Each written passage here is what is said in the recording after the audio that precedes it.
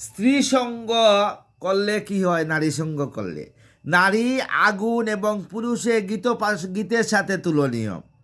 এই কোনো পুরুষের নির্জন স্থানে এমনকি তার কন্যার সঙ্গ এড়িয়ে চলা উচিত। কন্যা বড় হইলে আগের দিনে বাবা কন্যা সামনে যাইতো না, কন্যার ঘুমটা দিয়ে রাখতো।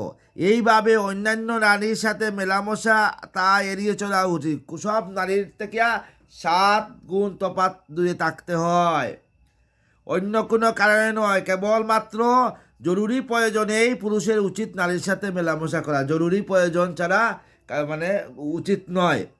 শ্রীমদ্ ভাগবতের 7:12-9 এটা বলা হয়েছে, যদি একটি বিয়ের বাটি বা একটি আগুন একত্রে ঘিয়ের বাটি বা আগুন একত্রে রাখা হয়, তবে বাটির মধ্যকারে ঘি অবশ্যই গলে যাবে। নারীকে আগুনের সাথে এবং পুরুষের ঘিয়ের সাথে তুলনা করা হয়। কোনো পুরুষে ইন্দ্রিয় সংযমের ক্ষেত্রে যত দূরই অগ্রসর হোক না কেন কেন একজন নারীর সামনে নিজেকে সংযত রাখা তার পক্ষে প্রায় অসম্ভব। যে নারী নিজের মেয়ে বা মা অথবা বোন হলেও এই কথা প্রযোজ্য। সন্ন্যাস গ্রহণকারী ব্যক্তি সময় বিশেষ উত্তেজিত হয়ে উঠতে পারেন। তাই বৈদিক সভ্যতা সতর্কভাবে সাথে পুরুষ ও নারীর মেলামেশার উপর বিধিনিষেধ আরোপ করেছেন। যদি কেউ নারী বা পুরুষের মেলামেশা সীমিত রাখা মৌলিক রীতি অনুধাবনে ব্যর্থ হয়, তবে পশুর সাথে তুলনীয়। কারণ আমরা যখন বেগদারি হয়ে যাব, আমরা তখন সংসারী, আমরা যখন বেগদারি হয়ে যাব, হ্যাঁ, এই যে কবিন পরব, মস্তক মুন্ডন করব, তখন আমরা রাধারানী হয়ে যাব। তখন রাধারানীর দাস হয়ে যাব।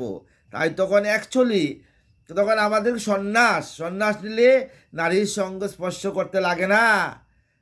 বেক নিলে কি স্বয়ং রাধারানীর চরণে দাসত্ব লাভ করা যায়। এই জন্য চৈতন্য মহাপ্রভু বলছেন, কলিযুগে বেক নাই, কলিতে বেক নিতে নাই, কলিতে সন্ন্যাস নাই। সংসারে থাকো, মা বাবা সেবা করো, সংসারে থাকো, স্ত্রী পুত্র পরিজন নিয়ে সন্ন্যাস করো। এটাই সবচেয়ে বড় সন্ন্যাস। কারণ মা বাবা সেবা করো, মা বাবার চরণ তোলে বৃন্দাবন।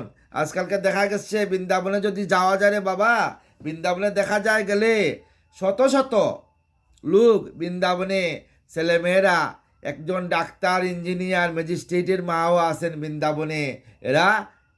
বৃন্দাবনে গিয়া এরা বৃদ্ধাশ্রমে আসেন।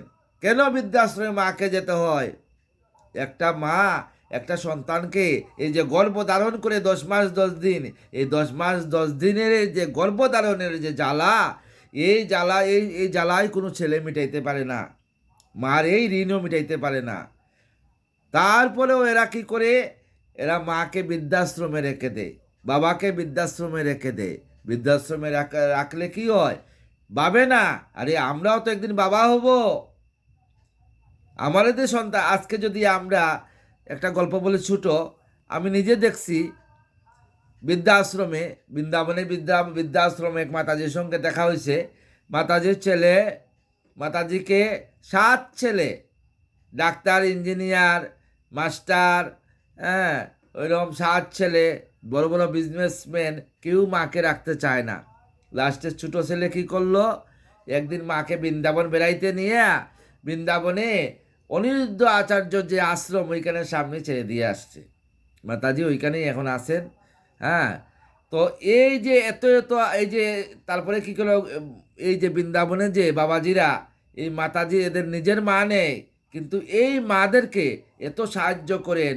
অনিরুদ্ধ আচার্য যে মহারাজ, উনি গৌরী গোপাল আশ্রমের গোসাই, উনি মাতাজিরে 200 মাতাজি উনার কাছে আসেন। 200 মাতাজি প্রতিদিন মাতাজিকে নিজের মা, পরার মাকে মা বলিয়ে প্রতিদিন মাদের চরণ সেবা করেন, মাদের মাথা আশ্রয় দেন, প্রতিদিন মাদেরকে সেবা যত্ন করছেন। 200-র উপরে আছে। কিন্তু এত ভাগ্যশালী এই ভদ্রলোক, এত ভাগ্য তার, এত সেবা করতেছে এত মানুষের।